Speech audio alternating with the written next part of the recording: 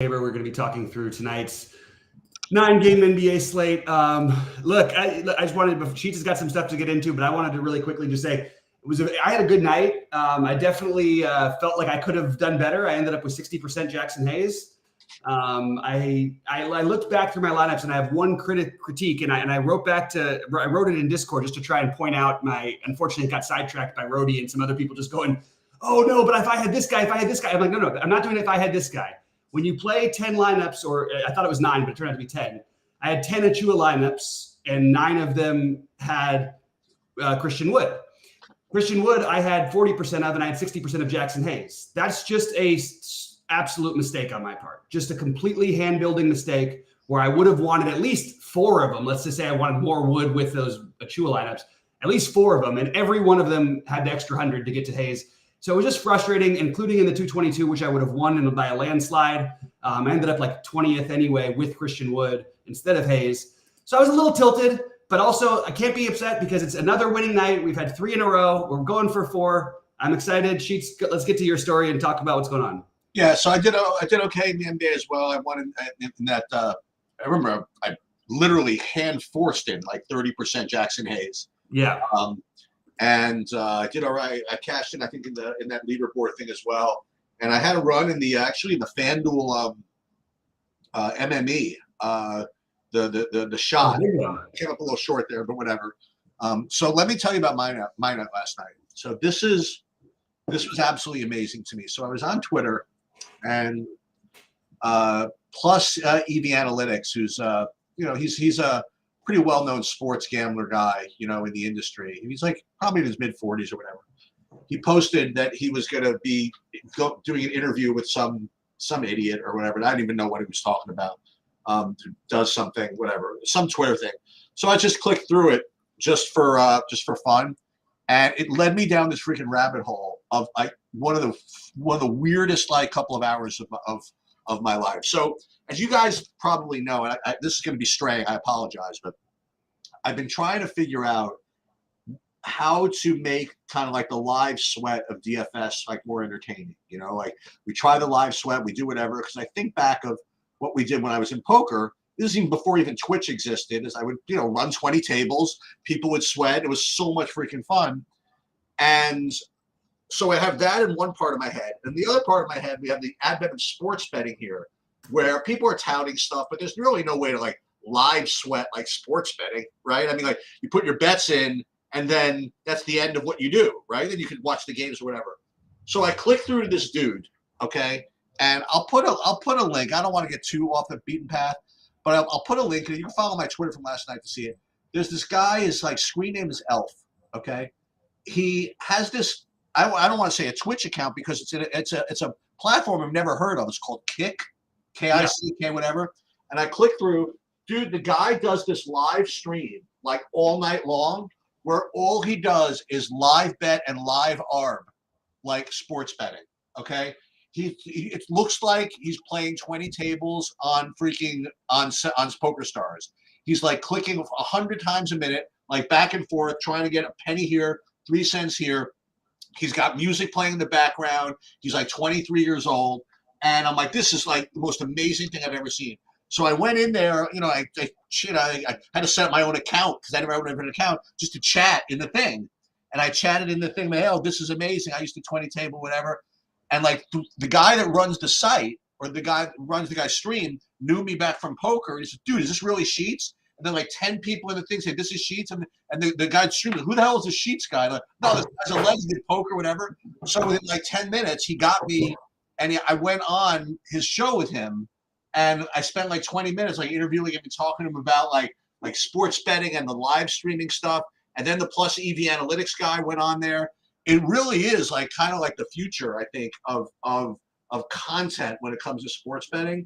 I encourage everybody to kind of check the guy out. It's because it's really, really cool. So again, that was my night last night.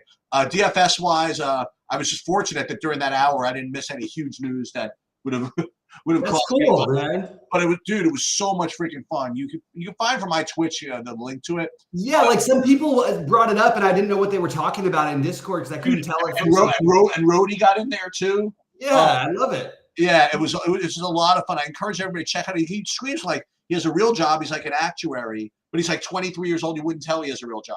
And he like all night long from like 7:30 to 11:30, he puts odds jam up and all these different things. And he just literally like clicking like live arb betting, trying to scalp like a penny here and there. And he's got a whole following with people. I'm really looking forward to see if that kind of takes off. Anyway.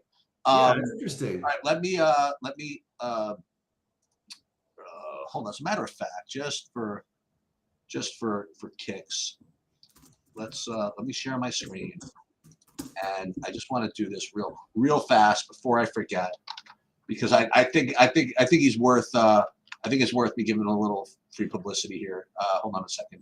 Just 1 second. I apologize. I wasn't ready for it, but I'm going to come up with it right here. All right, it's not here. It is right here. Okay, so this is going to be the guy's whatchamacallit, the guy's link, and it's literally it's all night long. He just basically, it's hard to tell from here, but but this is the guy's kick account, and you got to. I never even knew a kick account. We can't see it, just so you know. Sharing the draft. because I'm only sharing my right. Okay, so hold on a minute. So let's actually share the whole screen, right? Hold on. Stop screen sharing, and then we will share so the entire screen. That's what we'll do. Okay. Yeah. So it was just kick.com and then Elfie. And when it goes out at 7 o'clock, you'll be able to probably tell a little more about what's going on. Hold on. I'll just show you real quick. No, he won't care. Obviously. And let's see. Can we fast forward ahead? Yeah, so he's sitting here and he's literally using back and forth.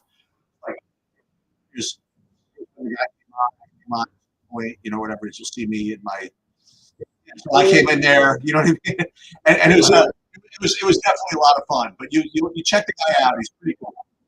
Nice. That's pretty cool. Well, definitely have to check that out. And also, yeah, I'm telling you, we need to get you on a little tour of everybody else's things so you can talk up our site and we can get everybody in here. No, I'm just kidding. Yeah. All right. So look, I want but we're getting into this late. I know we were a little late and all that stuff, and I thought that was really interesting, that stuff that you were showing. But I wanted to just point out that, like, other people, and including me, it's frustrating when it goes all wild and askew. It's been like that sort of all year, but it hasn't been like this where we've had this overwhelming amount of value. And I feel that I actually have like a little bit of an edge. I feel like the players who work harder are going to have a little edge. Jackson Hayes being a great example last night. We all agreed. We talked about it on the show. It just didn't make any sense why Christian Wood would be owned, 11 times as much. And then the big one, he was 66% owned Christian Wood and 6% for Hayes, 9%, I believe, in the lottery. I just think people make mistakes with some of this stuff, and the groupthink mentality can take over. And I like the getting weird other pivots. So I like these kind of crazy right before the All-Star break situations. So far it's been good. And hopefully tonight it's great. So let's start off with is that Miami, Washington? You start? Well, one other thing that's really funny. This is a conversation which I didn't have with my son, but I could have had. Let's put it to illustrate this point. I can imagine, like, if my son's like sitting next to me and he's like watching the seeing like me play DFS, and he says, what's going on in the NBA time? Anthony Davis and LeBron is out. He's like, oh, really? So you're telling me, Dad, so I guess like whoever's going to be starting for these guys are going to be really good plays. I'm like, yeah, no, definitely. He's like, well, who's starting for Anthony Davis? I'm like, Jackson Hayes. Like, oh, is he like really expensive? I'm like, no, he's really cheap. He's like, oh, okay. But probably everybody's going to play him, right? And I'm like, no. He's like, what do you mean? I'm like, they're going to play like the backup like 10 times as much. He's like, why? I'm like, oh, Matt, you wouldn't understand. But sometimes Occam's razor is pretty sharp. Yeah. And by the way, I have to say, if it was going to be the other way around exactly, I would have swapped it the other way around, to be honest. I would have played Christian Wood at 6% and let people have Jackson Hayes at 66%. It's just a numbers thing. It just was out of control. But, anyway. but we also thought, by the way, not to we'll get into this later one of these days, but we thought that it was going to be closer, right? We really literally didn't believe it. So it's not like we said, well, I'm playing him at 6%. I played him expecting him to be 20. You know what I mean? I thought it was going to be more like 40-20 or something like that. I really didn't expect it to be as much as it is. And the other thing that I've been trying to do is post, and I put this in the Discord, like the difference between how these guys were owned in the 555 versus the lottery, and it was even more violently owned in the 555. Actually, people just got on board with him being just a smash play somehow. That's the way. I'm telling you that, especially with people running sims and everything, this is spots where you can take advantage of people who are against people who are doing that. If they're going to have projections for a guy who 9 points more, who's coming off the bench at the same price, and you have to look at and Hayes has actually been historically fairly productive, not as productive as Wood, but still. Right. You've got to figure something out, like and just tell your brain, I don't care if I like the other play better. You got to find that that lower own thing, especially on the slate where it's really hard to get different. Anyway, so Miami, Washington. As we get into the slate, you were mentioning that there's like all this cheap value, and today is no exception. We're going to get to that in a little bit. There's one particular guy that I really want to talk to you about, but that's I think several games from now. So Miami, Washington, to me, it looks like sort of a pass. I have seeing Bam as usual. He's going to be 10% every slate. He's going to look like he's going to be the optimal about 8% of the time every slate, and probably just like kind of a play every slate that you're not going to make. Tyler Hero 6,700 looks okay, I guess. Kuzma would be my favorite from Washington, but overall, I think the game is probably not all that appealing. Yeah, Miami's been one of the worst teams in the NBA of late. They came back and I believe they won that game against Sacramento the other night. But we were right. I was right on the Jimmy Butler thing, and I want to keep going on this because they've been terrible. Like they lost 7 of 8 now, and at some point they kind of need to kick it into gear. Last year it was the playoffs. I think they need to kick it into gear a little bit sooner. So I'm going to be a little bit overly interested in Jimmy Butler going forward. I'm not sure if I'm going to tonight. I tend to like to play him at home in really tough matchups. This is a very easy matchup where anybody could score. But it's hard for me to ignore just all of these guys seem like really reasonable prices for potential incredible spots, and they're not going to get much ownership. So I'm gonna try to get one of the Heat or get some exposure to the Heat in at least some portion of my lineups. I just think that it's too much upside against Washington to give up. I'm curious what Washington's going to do about their point guard situation, and I don't think you're going to end up doing this by the end of the night. But I thought I would just mention that if like somehow Patrick Baldwin ends up starting or something weird. Oh, no, hold on. Patrick Baldwin may end up playing a lot, and I'm just seeing early projections on him. I have to double check where that's coming from. Probably not something we do, but just want to throw it out there because he's 3K. And I'm not really sure where it's coming from. Like I said, it seems like maybe he got 12 minutes last game. I really honestly am not sure. I know there's some guys out, but probably irrelevant. So Koulibaly would be the only one I'd have interest in. At the moment, and definitely interested in the Heat and being overweight those guys. Now we're gonna do. By the way, we're gonna do the SaberSim stuff at the end, but I kind of cheated. I didn't cheat. I ran one because I wanted to put some lineups in.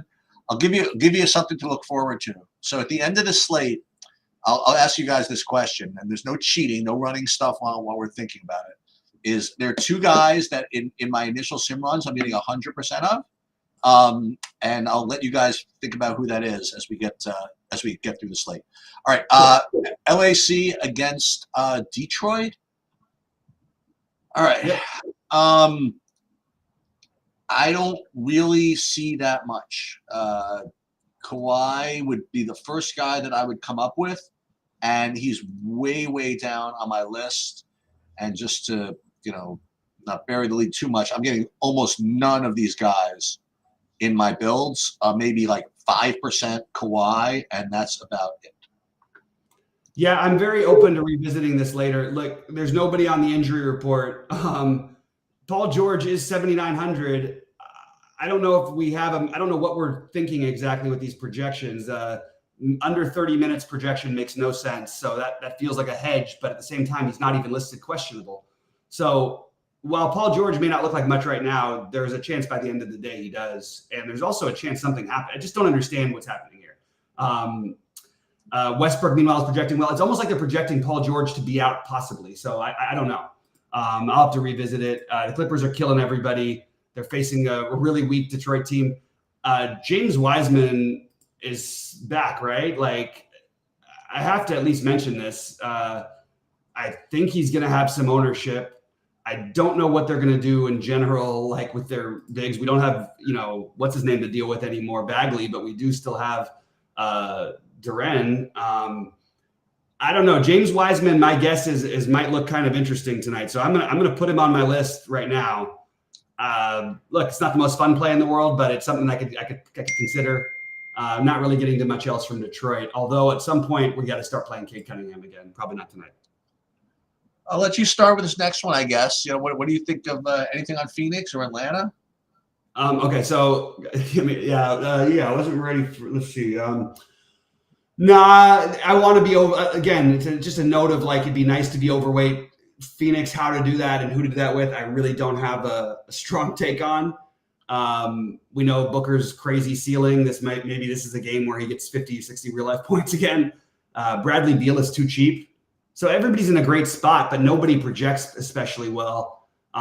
You might have to force in some stuff from this game, but it is a good matchup and it's got the highest total, I believe, on the slate.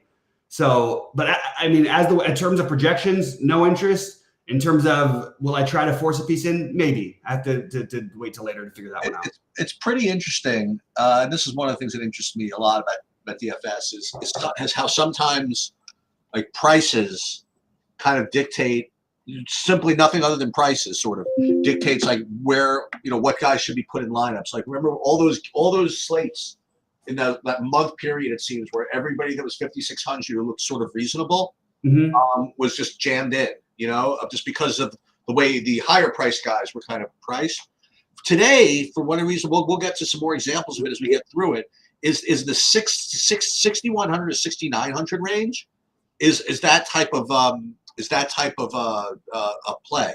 So like Bradley Beal, for example, I mean, on its face, he looks just kind of whatever. I'm having him like with a 35-point projection at 6,500, which is well enough.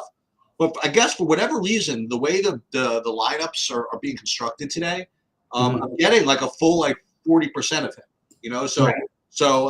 And we'll get to some other 66K guys later like that. But that would be the only guy that I'm getting almost at all in this game. But but I just figured I'd bring that up. Yeah, and by the way, like again, I'm not saying this is what you do, and it's not mentioning every player; it's mentioning every idea that I'm having. I don't want it to come off like I'm just saying I like this guy, But like if you wanted to use the other value, like and play like a Trey Booker type of stack, like nobody's gonna have that. And it would be the least surprising thing if you woke up tomorrow morning and those guys combined for like 130. You know what I mean? So just keep that in mind. It's a great environment for both teams. All right, Sacramento and Indy, another great environment for both teams. Another great environment for both teams. Without an obvious play. And yet, the only guy that I'm getting only two guys, maybe three, like at all, and only one of them over 10%. And the one I'm getting over 10%, I'm getting a lot of. And I'm getting so far 67% of the once and future GOAT and hero, Kevin Huerter. So that means that I'll be getting a whole bunch of a guy who could get 10 fantasy points, which is not great. But you know what? It's a good good environment in general, and he's cheap enough. And that's just what I'm getting right now. Other guys in this game I'm a very, very little bit of Keegan Murray. I know every time I suggest anybody on Sacramento like this, like Hurt or whatever, say, well, dude, I'll just play Keegan Murray. And it seems to make a lot of sense. So maybe I should listen to that. So Keegan Murray would be the next guy that I'd be getting. And then Indiana, I'm not getting the usual guys. I'm getting a little bit of Miles Turner, but that's it. Yeah, just interesting. Like if you think about Keegan Murray at 6,100 versus 6,500 for Bradley Beal, Keegan Murray has shown a higher ceiling in the current situation, has been consistently over 40 much more, has the best matchup in all of basketball, although Beal has the second best matchup in all of basketball. Well, they're pretty close. Basically, let's call them 1 and 1A. Just kind of interesting. And you're not going to have ownership on Murray. So I think that's an interesting way to go. Look, I know it's been just a little bit of hot shooting too, but I do think Huerter is a little bit too cheap.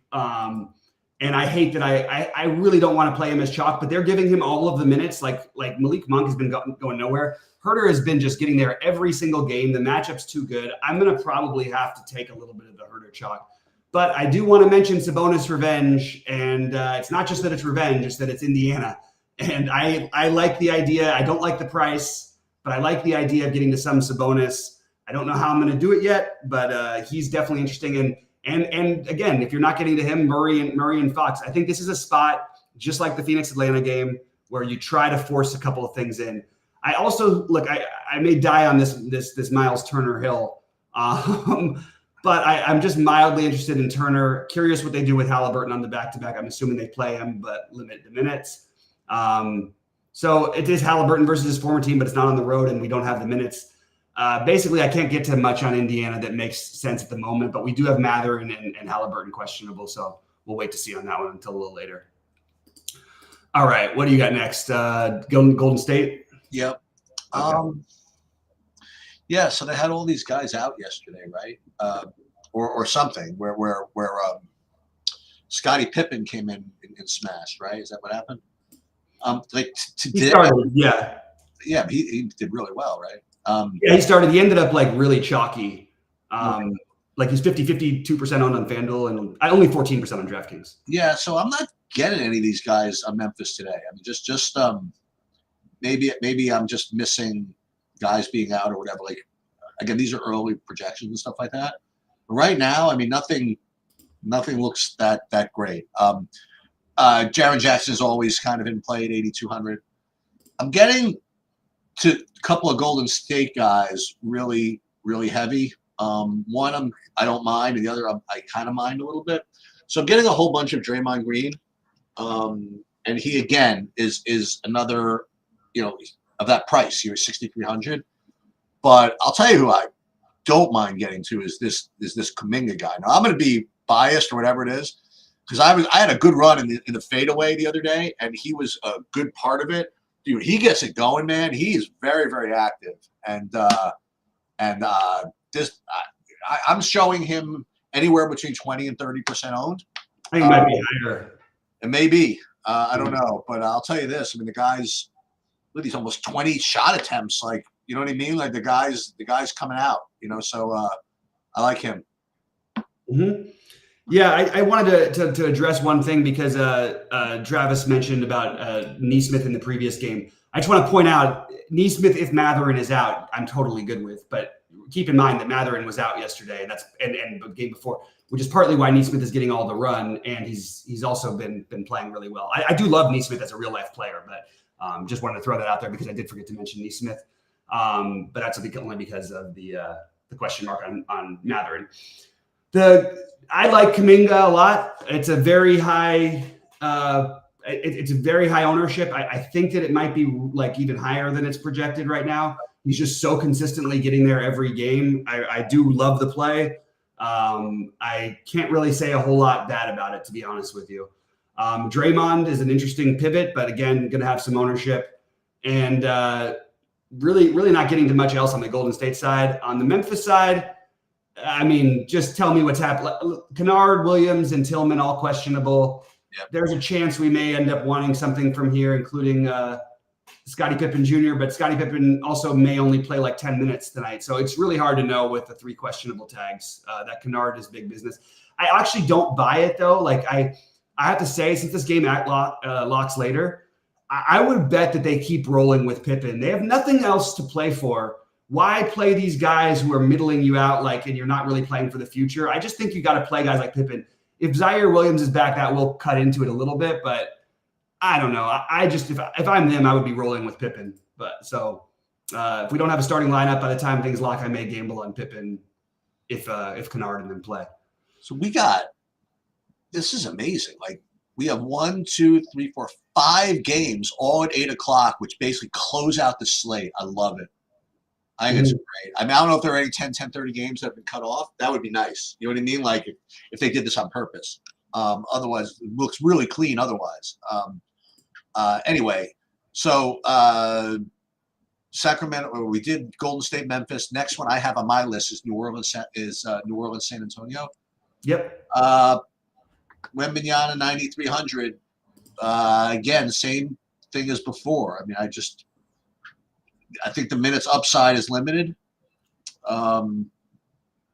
And I'm really not getting that much of him today. Anybody else from here I'm getting? Yeah, actually, presuming he plays, obviously. I think Zion looks reasonable. McCollum, I guess, looks reasonable. But this game doesn't seem to be much of a priority for me. Yeah, totally. Look, hey, every now and then we're totally on opposite pages. Absolutely love Wembanyama. I see absolutely no reason not to play him. I think this is under 10K. You just play him every day. And I think it's kind of, to be honest, a little bit egregious that he wouldn't be owned. I think that he should be one of the highest owned players in the slate. And I think he will end up, people will come around to this. Remember, we saw him like projected like 15, 20% early on the last slates. He was like 70% owned. Yeah, then he was 60 at the end. Yeah, exactly. I honestly don't know what the argument is against him here. You have, I guess the team that plays multiple bigs. He is projecting for more minutes than we've seen him ever play, which is kind of weird. I don't know why that SaberSim has him at 33 minutes and why they have him so unproductive. I understand it's harder to rebound against Joval, but there's so many things he could do. I just feel like, sign me up. I'm on the Wemby train tonight. I'm not saying you have to play him in every lineup, but I really do like him. It's just got to be like a pricing thing again, because I don't have more than 25% of anybody over 9K. Sure. So maybe it's just tough to get to these guys.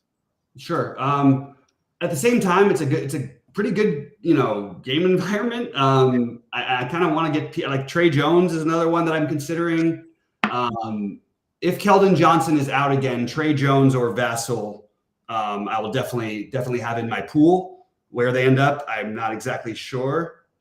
Anyway, on the New Orleans side, how are we supposed to break this down without knowing about Zion, Herb Jones, and Nance? Look, if they're out, you go right back to Ingram. You could play some Joval, you could play some McCollum, and you're going to play some of these guys. Like you're going to play Trey Murphy. You're going to end up with one or two of them on a lot of lineups if all three of those guys are out. Jordan Hawkins, Najee Marshall. All of these guys are going to look pretty good if those other guys are out. So we may not know that, but we might have a better feel after shoot around. So I can't really comment on the New Orleans side until we know about that stuff. It's too big. All right. OKC Charlotte. I'll start with this one. There are three pieces. There are three pieces out of Oklahoma City I want to talk about. Two cheapos and one expensive guy. So obviously the expensive guy is Shea. Okay, and as I mentioned before, it is kind of tough when you actually start building lineups to get to these top guys. But I have him, as owned in my builds at least as Wembanyama, but neither that much. The two pieces of value on the bottom end of the equation here on the OKC side are Lou Dort and strangely Aaron Wiggins, or is it Andrew Wiggins? I forget which one. It's Aaron Wiggins. Aaron Wiggins.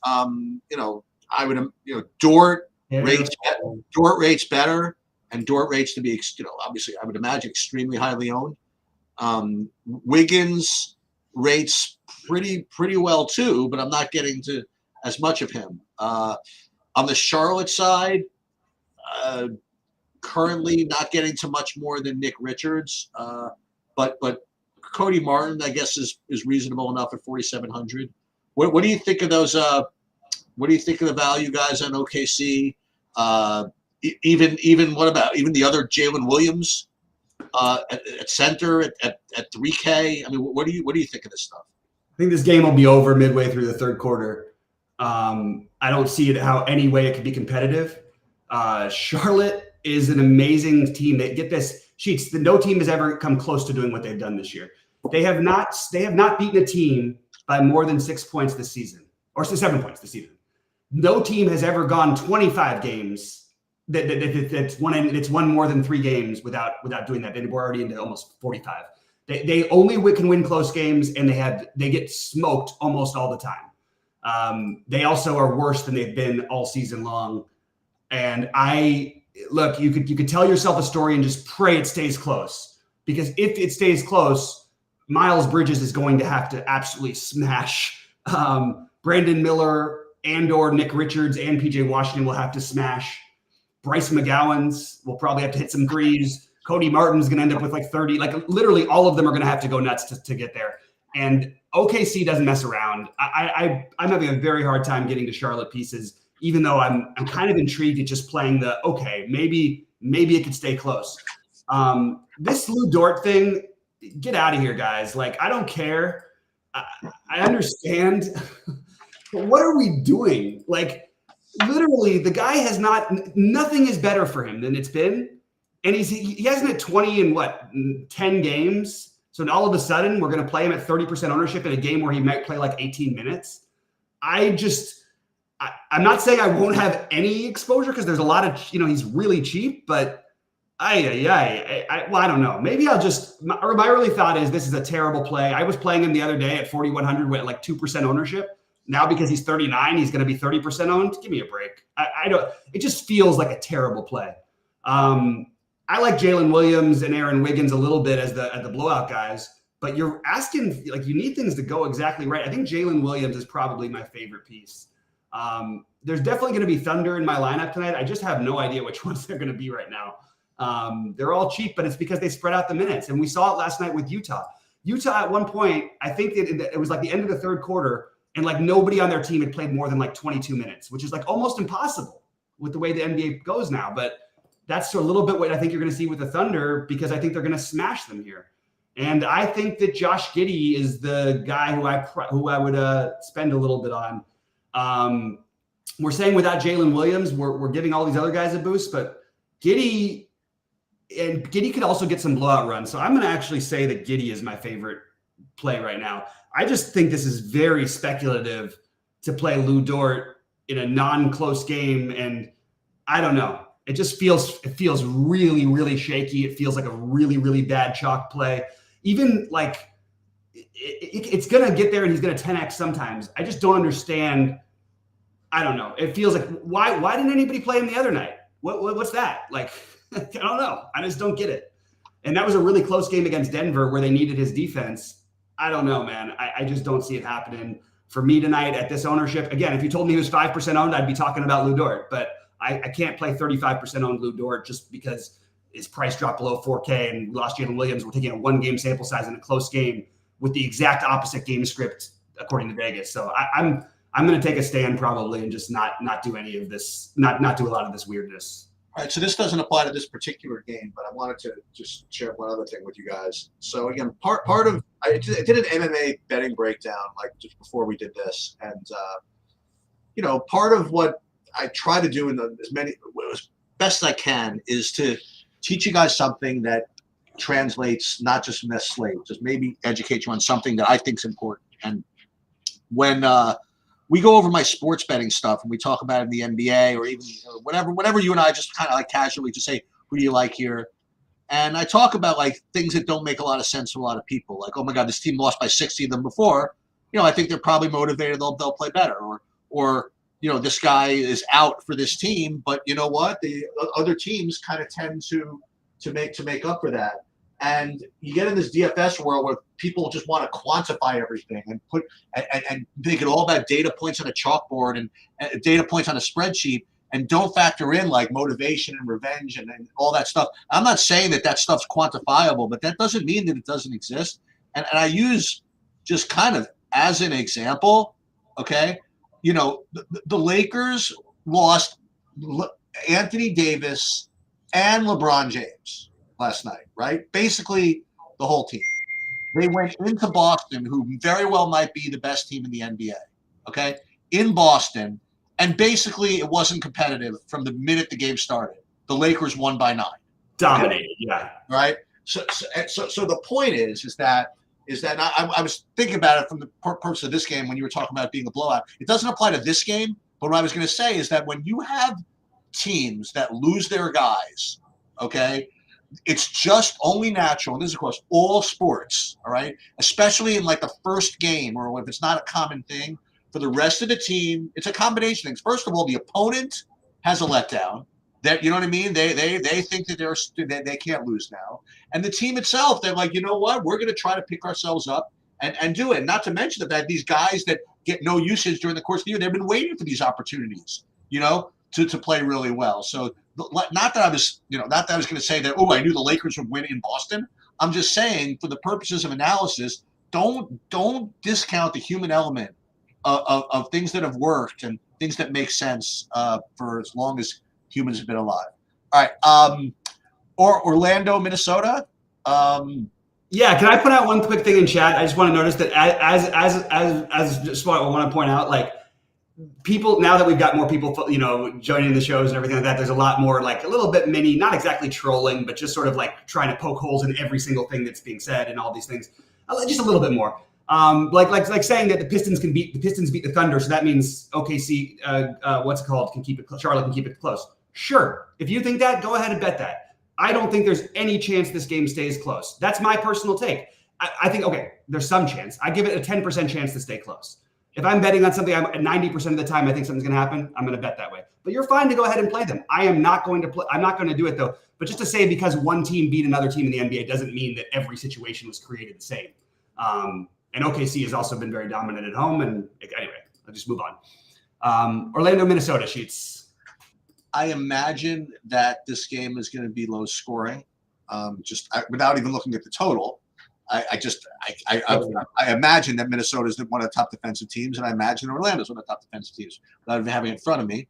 So then I also imagine that no one's going to project all that well unless somebody's out. And as I don't see anybody out, I imagine that no one's going to show up on my board at all. So right now, I can't imagine playing anybody from this game. Yeah, I just Rudy Gobert would be the one logical thing because their size, but I don't know. I can't get there. The only thing I would note is, like, if something weird happens and they start Jonathan Isaac again, I might perk up a little bit. Just because I do think that there's a chance that we start seeing like 20 minutes from him. And honestly, he's a guy I'll play at 20 minutes at 4K or less pretty much all the time. All right, Toronto, Houston to close it out. Wow, it's all these games it's so nice, Sheets. It's a nice early evening. That's what I said. I know. I'm getting like a really good projection and a really good outcome for both Fred VanVleet and Sengun, and that's pretty much all I'm getting. But I'm getting like that quite a bit. I'm just kind of looking to see if there's some outlier projection, but not really. I mean, it seemed like VanVleet with like 40 across the board. So if that's the case, and considering I said that price point is pretty attractive for the build, I imagine, and I'm looking at ownership too. Yeah, it's looking to be about 35% owned. It seems like a weird thing to be 35% owned, if you want to know the truth. But that's what's happening on my projections right now. So it's him and Sengun, and I'm not really seeing much from Toronto. Yeah, I'll bite. I'm in on VanVleet, I think, tonight. The real question is, like, what do we do with Cam Whitmore the rest of the season? This guy has as much ceiling as like anybody. It feels like he put up 35 and 28 the other day, 44 and 20. They're starting to give him minutes, and there's really like no room for him. He's really good. He was my favorite sleeper in the draft. I thought he should have been like a top 5 or 6 pick. I love this Whitmore, and I cannot figure out. It doesn't feel like the right slate to do it, but I'm definitely open to it. So I've got VanVleet as the only thing as a priority in this game, and it's only because Toronto has 3 very significant questionable tags, which would make maybe we'd go back to Brown or Trent or Schroeder, but I just don't think with these Q tags we can do anything, and I think they are legitimate Qs. So I don't know. As of right now, I don't know what to do with Toronto, but I think that VanVleet is a very good play. And I think that Sengun is a good play if you're not playing VanVleet. And I think that Jabari Smith will be a good low-owned play. But I don't know if you need to get there. I do see kind of a sneaky, I don't want to say sneaky, but a sneaky Q tag on Sengun. Yeah. It says here he's not missed a single game the whole season. So this would be kind of a weird one to just miss. But obviously, if he's out, then stuff has to take over. I imagine the most logical thing to do would be to play just more Jabari Smith, I guess. But then the Whitmore becomes more in play. people might lose money on Jeff Green again. Well, it depends on who they start at center. Yeah, maybe it would be Green. Yeah, it's interesting. But Jock Lawndale, I think, is the natural. Like he may not play a minute, but he also may end up being the best value on the slate if something happens with Shingun. So I kind of like game the system a little bit by not overly tipping my hand or whatever it is. But where do you guys think? And then I'll get in there. Two guys in my build, even simming it out or whatever, I'd be getting 100% of. Jesus. Yeah, one of them, I know that Bobby, I don't want to say be on board with 100, but I know that he likes to play at least. And another one, I don't think he'd be on board. He definitely wouldn't be on board with 100. Might not even like to play at all. I'll lead up to it by saying the three guys I have over 50 that are not these two are 52% Kuminga, 67% Herder, and 77% Draymond. That one I don't really like to do. But the two 100% guys are the aforementioned Fred VanVleet. Fred VanVleet, as I figured. And that's the one that, you like. Can I guess the other one? You better get it.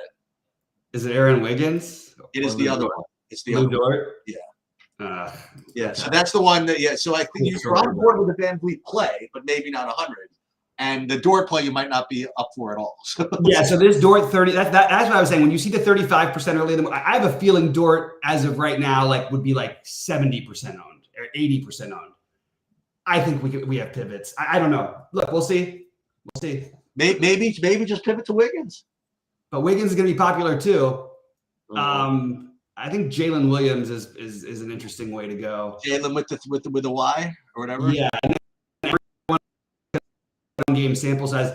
Kenrich last week, and because he started and he's projected to start again, and he put 6 fantasy points up. People got the Kenrich Williams experience, a really good real life basketball player, just not the fact that people were playing him over Rashawn Holmes. I could not understand playing them together.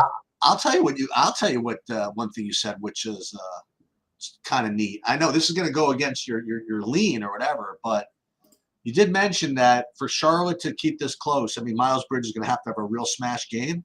Yeah. Well, how about that? Yeah. Maybe you do that. Maybe you play Miles Bridges with Shea or something like that. And Miles, how about even further? Well, actually, if I play Miles Bridges, I'm definitely playing Lou Dort. That would be my only Lou Dort lineup. Play Dort or Giddy Dort or something. Okay. With Martin, Bridges, probably, and PJ Washington on the other side. Right. That would be the way I would stack it. I think by the way, I don't think there's this case, even if it only comes 10%, it happens. If I get it happens, you're crushing, man. You're cruising. So maybe it's worth it taking a shot. The other thing about, listen, not that you need any more reason to play VanVleet. He is, even though he's at home, he is against his former Toronto team. Cutting out. Was that? Oh, sorry, I lost you. So, sorry, man, I lost you. I cut out for a second, the internet. Oh, I was going to say that even though it's, if you need any more reasons to play VanVleet, even though it's at home, it is against his former Toronto team. First time, too. Oh, God. Yeah, that's I love the setup of the slate. Over by 8 o'clock. And and there will be some scrambling later between 7 and 8 Eastern. I just got a feeling. So I'm going to be in here handling all that stuff. And going to wish you guys all luck. And we'll see you guys at 6 Eastern. Hey, let's have Bobby keep up the great momentum. We're going to springboard this. We're going to springboard this one. Let's go. I said I was going to change my attitude, and then the results started following. So there you go. There it goes.